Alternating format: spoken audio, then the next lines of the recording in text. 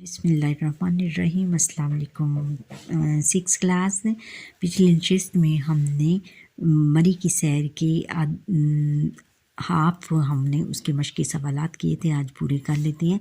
सवाल नंबर 6 है कि तलबा अपने अपने आबाई इलाकों से मुतल्लिक मालूमात में दीगर तलबा को शरीक करें। इस तरह आप फ़नी गुफ्तगू से भी आशना होंगे और पाकिस्तान के बारे में आपकी मालूमात में भी इजाफ़ा होगा। ये आप खुद करें बच्चों। आप क्लास में एक दूसरे के साथ बातचीत करके बताएं कि आपको आपकी जो आबाई इलाका जात कौन कौन से हैं, और फिर इसकी आपस में गुफ्तगू कर एक दूसरे को बताएं कि उसमें कौन सी ख़ासियतें हैं उन इलाकों में, और वहाँ कौन कौन सी मलबूसात पहने जाते हैं, कौन कौन सी जो हैं मशरूबात पिए जाते हैं, और कौन कौन वहाँ का मौसम कैसा होता है। इस तरह की बातें आप एक दूसरे क्लास फेलो से शेयर करें और फिर ये लिखें पूरा।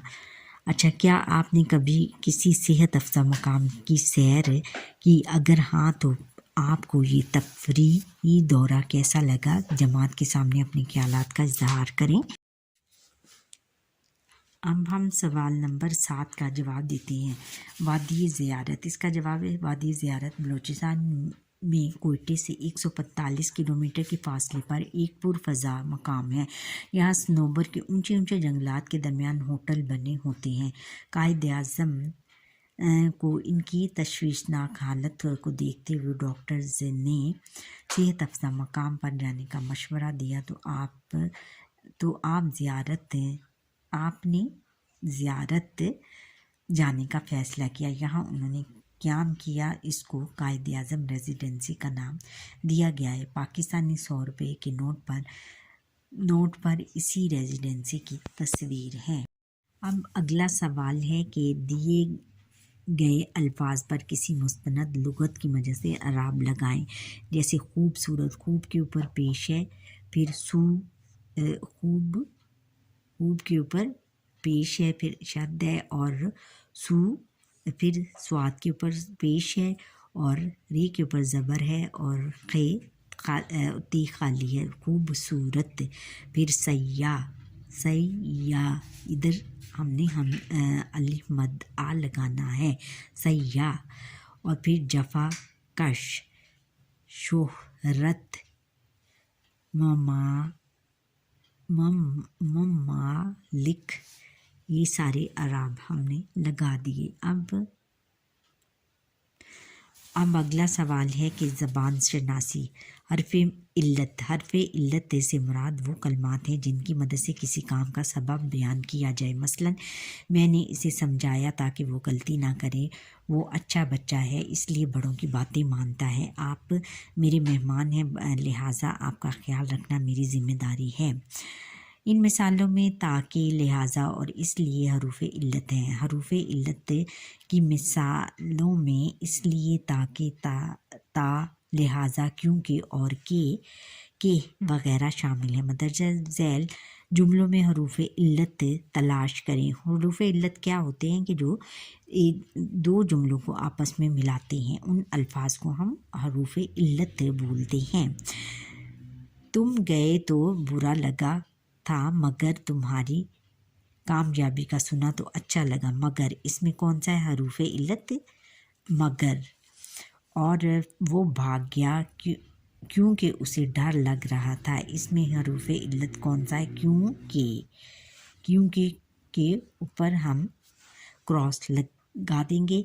मैंने खाना नहीं खाया, अलबत्ता लस्सी पी है। लस्सी, अलबत्ता के ऊपर हम अलबत्ता जो है वो हरूफ इल्लत है। अब आगे है कि बड़े भाई की शादी में शमूलियत के लिए छुट्टी की दरख्वास्त। अब ये दरख्वास्त का पैटर्न उन्होंने बताया हुआ है, ये पढ़ते हैं। बखिदमत हेडमास्टर साहब गवर्नमेंट हाई स्कूल लाहौर, जनाब आली, मुदबाना गुजारिश है कि कल मेरे बड़े भाई की शादी है, जबकि परसों दावती वलीमा है। शादी के इंतज़ामात में मेरी मदद और दीगर जिम्मेदारियों की बिना पर इस شادی میں میری شمولیت از حد ضروری ہے۔ براہ کرم مجھے آج سے پرسوں تک 3 یوم کی رخصت عطا فرمائیں یا عنایت فرمائیں یا دی جائے۔ یہ آپ اس میں ڈیٹ بھی لگا سکتے ہیں پرسوں تک، اس میں آپ جیسے ڈیٹس کا استعمال کر سکتے ہیں کہ اس طرح۔ پھر عین نوازش ہوگی 4 اپریل، یہاں پر آپ نے ڈیٹ لکھنی ہے 4 اپریل 2023، اور العارض آپ کا تابعدار فرمان طاہر ندیم جماعت ششم اے۔ اس طرح آپ نے یہ درخواست لکھنی ہے۔ دوسرے یہ انہوں نے پیٹرن دیا ہے، اور اگر اور بھی کوئی درخواست آ گئی تو اس سے پیٹرن کو مد نظر رکھتے ہوئے آپ نے باقی درخواستیں لکھنی ہیں۔ اب سوال نمبر 10 ہے کہ اپنے استاد محترم سے رہنمائی لے کر اس سبق کے اہم نکات یا خلاصہ تحریر کریں۔ اس کا جواب یہ ہے سوال نمبر 11 کا جواب خلاصہ۔ پاکستان کے صوبہ پنجاب ضلع راول پنڈی میں ایک خوبصورت شہر مری واقع ہے، جو کہ پاکستان کے دارالحکومت اسلام آباد سے تقریباً 2 گھنٹے کی دوری پر ہے۔ یہاں کی مال روڈ معروف شاہراہ ہے۔ مال روڈ پر پنڈی پوائنٹ اور جی پی او کی خوبصورت بلڈنگ موجود ہیں۔ یہاں روایتی بازار اور رہائشی علاقہ ہے۔ یہاں خشک میوہ جات، ملبوسات اور آرائشی سامان کی دکانیں بھی موجود ہیں۔ مال روڈ پر بوڑھوں اور بچوں کے لیے ہاتھ والی ریڑھیاں بھی موجود ہیں۔ شام کو مری کی سڑکوں کو لائٹیں ستاروں کی طرح چمکتی ہیں۔ چیئر لفٹ اور کیبل کار پر بیٹھ کر لوگ حسین نظاروں سے لطف اندوز ہوتے ہیں۔ مری کے مال روڈ کے علاوہ پنڈی پوائنٹ، کشمیر پوائنٹ اور باغ شہدا بھی قابل دید مقامات ہیں۔ مری کے قریبی تفریحی مقامات میں گلیات، ایوبیا، پیٹریاٹا وغیرہ بھی ہیں۔ ایوبیا اور پیٹریاٹا جاتے ہوئے راستے میں جگہ جگہ بندر اچھلتے کودتے دکھائی دیتے ہیں۔ کشمیر پوائنٹ پر سیاح برف کی چوٹیوں کا نظارہ کرتے ہیں۔ یہاں ہر سال گرمیوں میں گھوڑا گلی میں بوائے اسکاؤٹس اور گرل گائیڈ کے کیمپ لگتے ہیں، 1 ہفتے کے لیے لگتے ہیں۔ مری صوبہ پنجاب کا خوبصورت ترین اور پاکستان کی بہترین صحت افزا تفریحی اور سیاحی مقامات میں سے ایک ہے۔ سیاحت میں مری کو نمایاں حیثیت حاصل ہے۔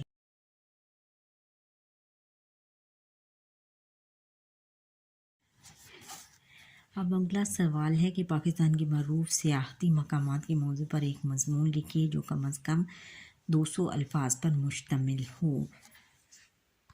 اب اس کا ہم نے مضمون لکھنا ہے۔ مضمون کی تمہید یہ ہے کہ پاکستان کے جواب ہے اس کا پاکستان کے معروف سیاحتی مقامات۔ تمہید ہے کہ پاکستان کو اللہ تعالیٰ نے دنیا کی ہر نعمت سے نوازا ہے۔ یہاں خوبصورت وادیاں، دریا، سمندر اور آسمان کو چھونے والے پہاڑ موجود ہیں۔ یہاں کے شمالی علاقہ جات خوبصورتی اور حسن کے لحاظ سے اپنی مثال آپ ہیں۔